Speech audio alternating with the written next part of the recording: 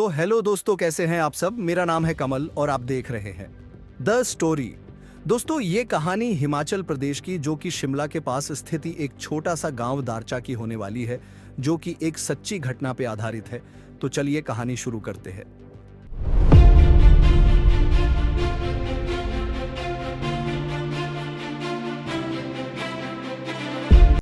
खौफनाक सच्ची घटना। काला जंगल, हिमाचल प्रदेश। हिमाचल प्रदेश की पहाड़ियों और घने जंगलों के बीच छुपी कहानियां अक्सर डरावनी होती हैं।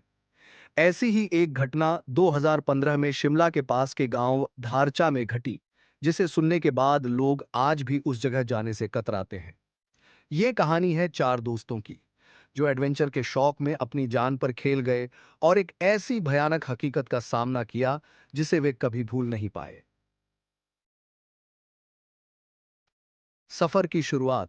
रोहित, पूजा, अमन और काजल चार दोस्त थे, जो छुट्टियों में शिमला घूमने गए थे। उन्हें शिमला के करीब स्थित एक सुनसान, रहस्यमयी जगह के बारे में पता चला, जिसे लोग काला जंगल कहते थे। कहते हैं कि इस जंगल में रात को अजीबोगरीब आवाजें सुनाई देती हैं और कई लोग वहां से कभी लौटकर नहीं आए। डर को चुनौती देना उनके रोमांच का हिस्सा था, इसलिए उन्होंने ठान लिया कि रात में इस जंगल में कैंपिंग करेंगे। जंगल में अंधेरी रात। चारों ने शाम के समय जंगल के पास अपना टेंट लगा लिया। ठंड बढ़ने लगी थी, लेकिन उनके उत्साह में कोई कमी नहीं थी। हंसी मजाक करते हुए उन्होंने रात का खाना खाया और सोने की तैयारी करने लगे। रात के करीब 12 बज रहे थे, तभी रोहित ने अचानक जंगल से किसी के रोने की आवाज सुनी। पहले तो उसने इसे अनसुना कर दिया, लेकिन जब आवाज तेज होने लगी तो उसने बाकी दोस्तों को जगाया। तुम लोग सुन रहे हो? किसी लड़की के रोने की आवाज आ रही है, उसने घबराकर कहा। अमन ने ध्यान दिया तो सचमुच जंगल से किसी के कराहने और रोने की आवाज आ रही थी। काजल ने डरी हुई आवाज में कहा, हमें तुरंत वापस लौटना चाहिए, यह सही जगह नहीं लग रही। लेकिन रोहित और अमन ने इसे सिर्फ उनका वहम समझा और कहा, चलो देखते हैं कौन है वहां, शायद किसी को मदद की जरूरत हो। अजीब घटनाएं शुरू होती हैं। चारों ने टॉर्च लेकर जंगल के अंदर कदम रखा। कुछ दूर चलने के बाद उन्हें पेड़ों के पीछे सफेद साड़ी में एक औरत खड़ी दिखाई दी। उसका चेहरा झुका हुआ था और लंबे बाल चेहरे को पूरी तरह से ढक रहे थे। पूजा ने डरते हुए पूछा, आप कौन हैं? हमें आपकी मदद की जरूरत है। लेकिन वह औरत कुछ नहीं बोली। अचानक वह जमीन से कुछ इंच ऊपर हवा में तैरने लगी। चारों के पैरों तले जमीन खिसक गई।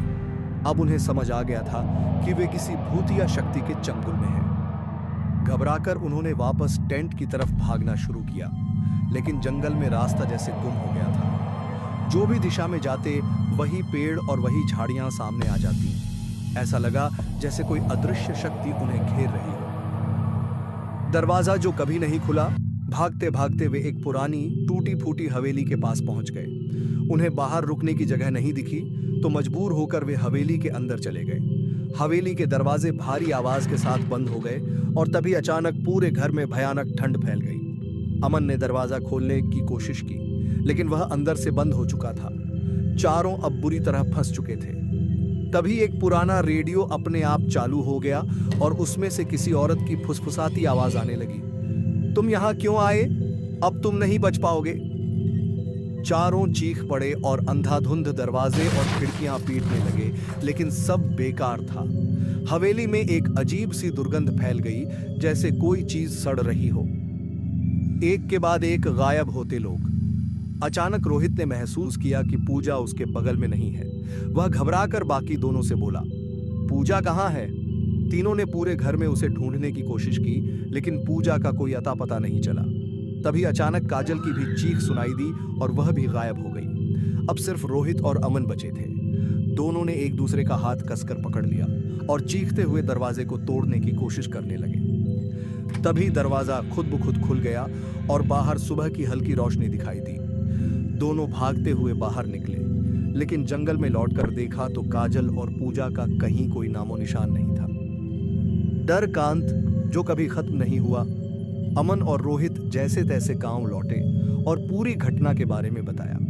गांव वालों ने कहा कि उस काले जंगल और हवेली से कई लोग गायब हो चुके हैं, लेकिन जो लौटे वे कभी पूरी तरह ठीक नहीं हो पाए। आज भी रोहित और अमन मानसिक रूप से इस घटना से उबर नहीं पाए हैं। दोनों अक्सर रातों को उसी आवाज को सुनने का दावा करते हैं जो उस रात उन्हें जंगल में सुनाई दी थी। लोग कहते हैं कि उस जंगल में जो भी कदम रखता है वह किसी न किसी रूप में हमेशा के लिए उस जगह का हिस्सा बन जाता है। निष्कर्ष, हिमाचल प्रदेश की यह घटना सिर्फ एक कहानी नहीं बल्कि उन रहस्यमयी और भूतिया घटनाओं का हिस्सा है जिन्हें आज भी वैज्ञानिक रूप से समझाया नहीं जा सका है। काला जंगल की ये कहानी उन लोगों के लिए एक चेतावनी है जो डर को मजाक समझकर अपनी जान जोखिम में डालते हैं। तो स्टोरी यहीं पे समाप्त होती है दोस्तों। अगर वीडियो अच्छी लगी हो तो वीडियो को लाइक, चैनल को सब्सक्राइब जरूर से कर लीजिएगा। धन्यवाद।